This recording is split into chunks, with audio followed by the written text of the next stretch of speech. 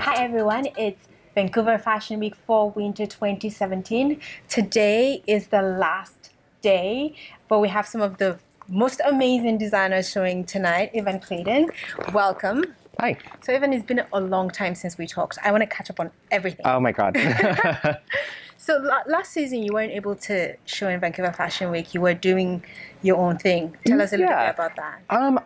It wasn't that I wasn't able to do Vancouver Fashion Week. It was more that I wanted to explore what I could do on my own because Vancouver Fashion Week has been such a great incubator for me as a showman and as a designer. So I wanted to test myself and see what I could achieve on my own. And everything went really well. I had a full house at my first solo show. And Was it a one-day thing or did you have that for... It was just a one day. One day. Yeah. So you're ready for like a 7-day? Oh my God, no. 7 days of collections? Are you kidding me? No. So let's talk about this collection we have here. What is it?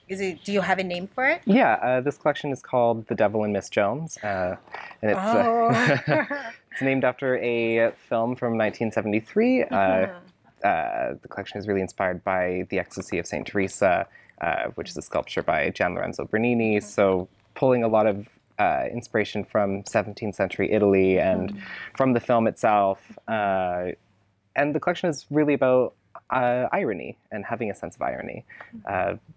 Bernini really explored irony in his work, with the Ecstasy of Saint Teresa being a prime example, like a nun having an orgasm. And the plot to The Devil and Miss Jones is very, though loose, don't think porn really counts as having a plot, but it has a great sense of irony. I think one thing I like about your designs and your collection, the incorporation of art and fashion and just that creativity. I mean, the title already makes me want to go see that collection. Oh, thank you. So can you describe one of the pieces that we're going to see tonight? Oh God, one of the pieces. We'll go with my favorite day wear piece, I think.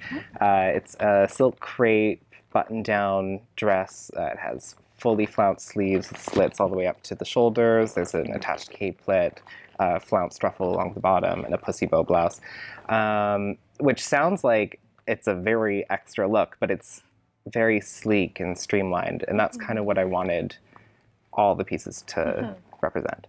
So how long did this collection take to... Not long. Yeah. I think I started sewing the collection in the middle of February, and had to pull it out of my ass, and I did. So. No, but I mean, sometimes, you just need to get it done. Yeah. Well, because my last season, because I showed it on my own terms and on my own time, I was able to choose a time, not really thinking, oh, if I show this collection 2 months late, that means I have 2 months less time to prepare. And immediately after that show, it was the holidays. And after the holidays, I had a big production that I was working on, doing costuming for this stage piece. And so by the time I actually was able to sit down and conceptualize and start fleshing out and actually sewing the garments, it was the middle of March, or middle of February.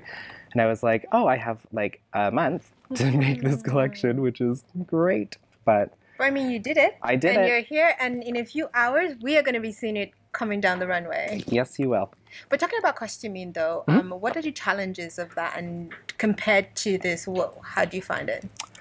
Making costumes? I don't find it that different, actually, because I actually approach my line like costuming in a way. Like when I design something, I think of characters and how I want them to be seen and what they would wear in my head. And I think you can definitely see that in my collections. And who do you design for? Who do you envision wearing your clothing? It definitely has to be someone who's fashion conscious, someone who isn't afraid to stand out a little bit. European, all my clients that really, really respond are all from Europe. They're from Britain, they're from France, they're from Italy. Canada's getting there, but not quite there for day-to-day yet. What of Vancouver? What's the hope for Vancouver? I don't know. I have such a really great support base here, and I have such a great roster of clients, and I love living here so much. Even the rain? I can handle a bit of rain.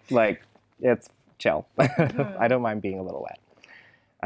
What role do you think attitude has in fashion, being able to pull something? Everything. Attitude is the most important part. If you're not confident in what you're wearing, then you're not wearing anything. So what's next?